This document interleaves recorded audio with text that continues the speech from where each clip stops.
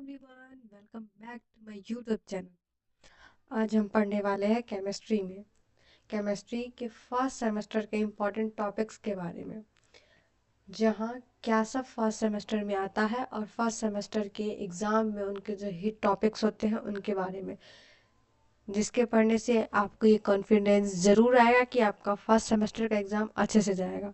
और ये video specially dedicated है BRABU के लिए।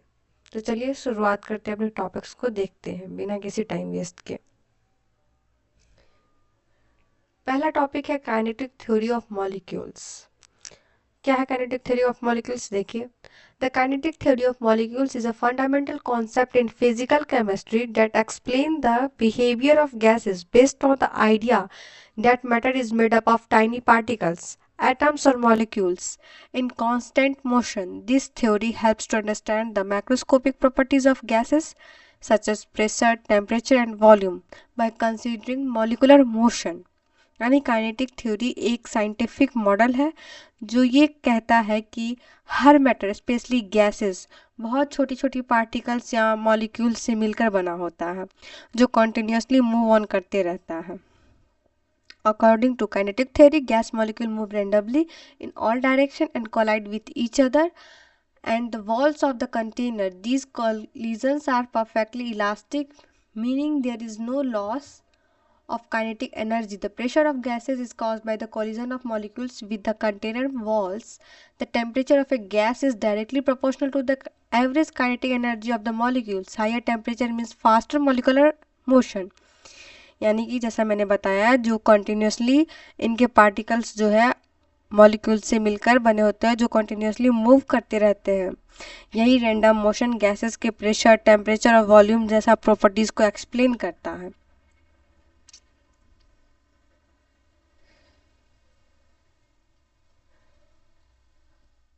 Now the theory is based on several की एजम्पशन। इस थ्योरी के बेसिक एजम्पशन या फिर पोस्टुलेट्स क्या है उसके बारे में देखते हैं। Gases consist of a large number of small particle far apart relative to their size. यानी कि गैसेस मेन मॉलिक्यूल्स काफ़ी छोटी होती है, पार्टिकल्स होते हैं और उनके बीच के डिस्टेंस उनके साइज से बहुत ज़्यादा होते हैं। There are no force of attraction or repulsion between molecules. The volume of individual molecule is negligible compared to the total volume of the gas. यानी कि molecules randomly move करते रहते हैं बिना किसी फिक्स डायरेक्शन के। molecules के बीच में कोई भी force of attraction नहीं होता या फिर repulsion नहीं होता है। collision perfectly elastic होता है, यानी एनर्जी लॉस नहीं होता है यहाँ पर। The average kinetic energy is proportional to the absolute temperature, यानी कि average kinetic energy of gas molecule temperature पर डिपेंड करती है। नाउ अब हम इसके इम्पॉर्टेंट पॉइंट्स को अगर एक बार देख लेते हैं तो समझिए, जैसे मैंने पीछे डिफाइन किया है कि ये थ्योरी क्या एक्सप्लेन करता है उसके बारे में।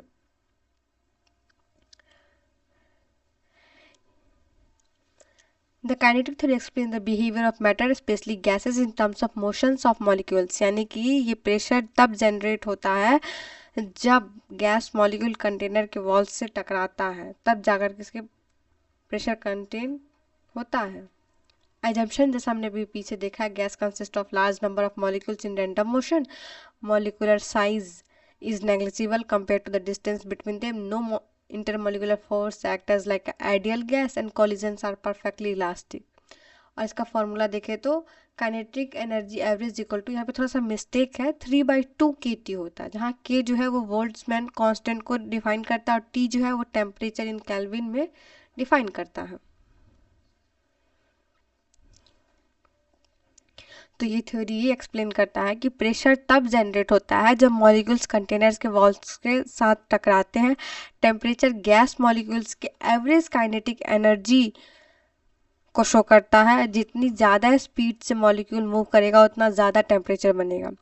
गैस लॉ जैसे कि बॉयल्स लॉ है, चार्ल्स लॉ है या फिर एवोगैड्रो लॉ है, सब इस काइनेटिक थ्योरी से डिराइव किए जा सकते हैं। अब हम इसके लिमिटेशंस देखते हैं। Does not count for real gases behaviour at a high pressure and low temperature. यानी कि अगर इसके लिमिटेशंस देखें तो ये थ्योरी आइडियल गैस के लिए परफेक्ट काम नहीं मतलब काम करती है, और लेकिन रियल गैसेस के केस में जब प्रेशर हाई हो या टेम्परेचर लो हो तो इंटरमोलिकुलर फोर्स का इफेक्ट आता है जो ये थ्योरी इग्नोर कर देता है। तो दोस्तों ये रहा finally kinetic theory of molecules के बारे में। नाउ नेक्स्ट दूसरा टॉपिक हम पढ़ते हैं बोहर एटॉमिक थ्योरी के बारे में। सबसे पहले इसमें देखिए इसका बैकग्राउंड समझ ले तो रदरफोर्ड ने बताया था कि एटम के सेंटर में न्यूक्लियस होता है और इलेक्ट्रॉन्स उसके अराउंड घूमते रहते हैं, लेकिन उनका जो मॉडल था वो स्टेबल नहीं था और उस स्पेक्ट्रल लाइंस एक्सप्लेन नहीं कर पाता था और बहुत सारा उसमें डिमेरिट्स था। तब जाकर के नील्स बोहर आए 1913 में और उन्होंने अपना मॉडल दिया जिसको हम जानते हैं बोहर एटॉमिक थ्योरी के बारे में। Bohr atomic theory was proposed by Niels Bohr in 1913 to overcome the limitations of Rutherford model. While Rutherford described the nucleus and electron arrangement, he could not explain the stability of atom and the discrete line spectra of hydrogen. Bohr improved upon this by introducing quantized energy levels. जैसा कि अभी मैंने explain कर ही दिया कि Rutherford ने atoms के centre में न्यूक्लियस होता है ये बताया, लेकिन इलेक्ट्रॉन उसका परफेक्ट जो होता है मॉडल स्टेबल नहीं कर पाए, इस वजह से बोहर दिया है और बोहर ने अपना एटॉमिक थ्योरी दिया। बोहर मेड सेवरल की पोस्टुलेट, उनके पोस्टुलेट्स के बारे में देखते हैं। Electron revolve around the nucleus in fixed circular paths like called orbit or energy levels without radiating energy. These orbits are also known as stationary states, यानी कि electrons nucleus के around फिक्स सर्कुलर ऑर्बिट्स में घूमते रहते हैं। इन्हें energy level या फिर सेल्स भी कहते हैं। इन ऑर्बिट्स में इलेक्ट्रॉन एनर्जी लूज नहीं कर पाता है। Each orbit has a fixed energy and electron in a particular orbit does not lose or gain energy as long as it stay in that orbit. Her orbit की एक fixed energy होती है, जब तक इलेक्ट्रॉन्स उस orbit में है तब तक वो स्टेबल होता है। Energy is absorbed or emitted only when electron jumps from one energy level to another. Electron तभी एनर्जी गेन या लूज करता है जब वो एक ऑर्बिट से दूसरे ऑर्बिट में जंप करता है। When an electron jumps to higher orbit, it absorbs energy and it means excitation. जब ऊपर जाता है कोई भी इलेक्ट्रॉन तब एनर्जी को एब्जॉर्ब करता है। When it jumps to a lower orbit, it emits energy in the form of light or radiation. यानी कि जब इलेक्ट्रॉन्स जो होता है वो अगर नीचे ऑर्बिट की तरफ जाता है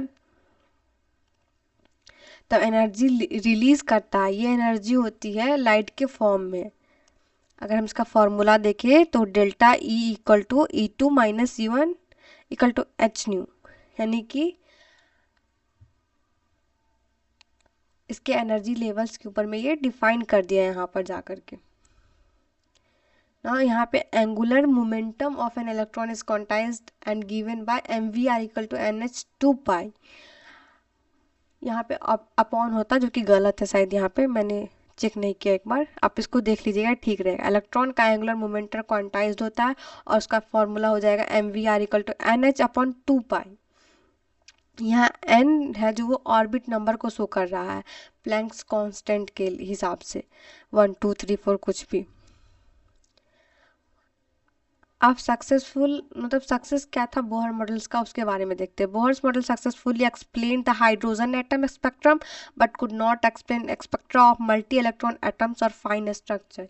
यानी कि बोहर का जो मॉडल था वो हाइड्रोजन एटम्स को एक्सप्लेन कर पाया था, एनर्जी लेवल्स का कॉन्सेप्ट दिया और क्वांटम थ्योरी दिया, और इसके लिमिटेशन समझे तो मल्टी इलेक्ट्रॉन एटम्स के लिए फेल हो गया, फाइन स्पेक्ट्रल लाइन एक्सप्लेन नहीं कर पाया, मॉडर्न क्वांटम मैकेनिक्स ने इसे रिप्लेस कर दिया। तो ये रहे इसके लिमिटेशंस एंड ये रहे इसके सक्सेस। तो दोस्तों ये रहा बोहर एटॉमिक मॉडल का थ्योरी एक सिंपल और क्लियर एक्सप्लेनेशन के साथ। नेक्स्ट हम दूसरे टॉपिक के ऊपर बात करते हैं, अबाउ प्रिंसिपल के ऊपर।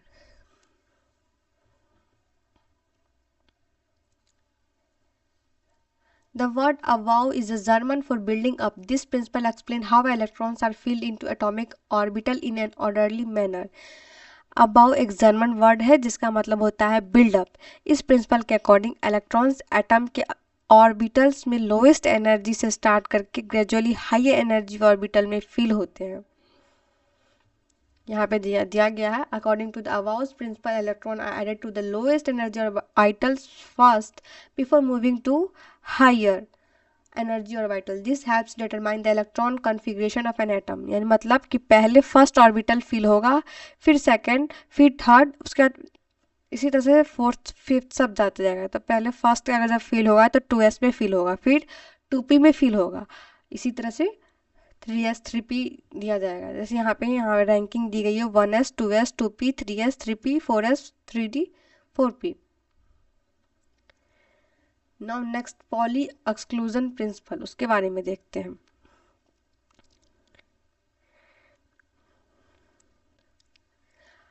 Pauli exclusion principle proposed by Wolfgang Pauli in 1925.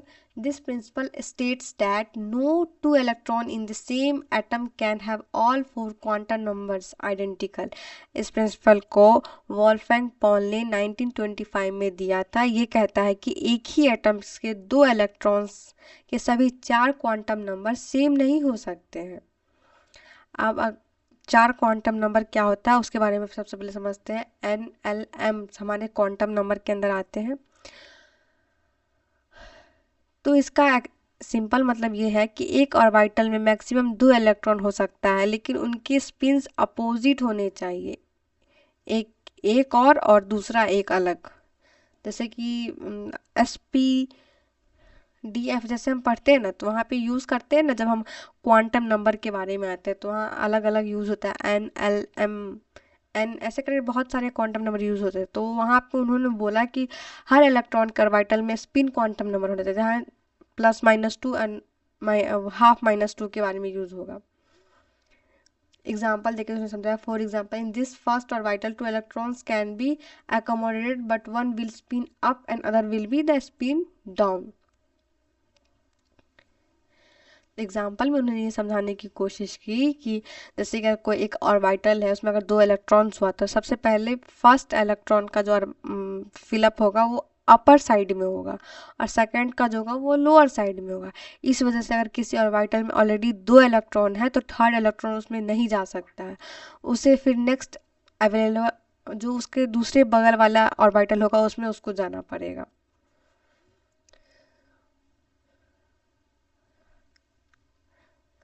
Now we have importance देखें तो above principle explain how electrons are distributed in orbitals and Pauli exclusion principle explains why orbitals can't have more than 2 electrons with the same spin.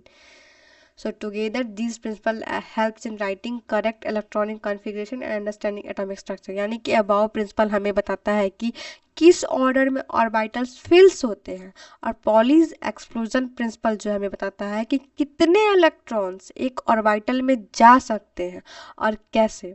इन दोनों principal से मिलकर हमें ये समझ में आता है कि इलेक्ट्रॉनिक कॉन्फ़िगरेशन जो हर एलिमेंट का एक सिग्नेचर होता है उसको कैसे हम लिखें, उसको कैसे हम फॉर्म करें।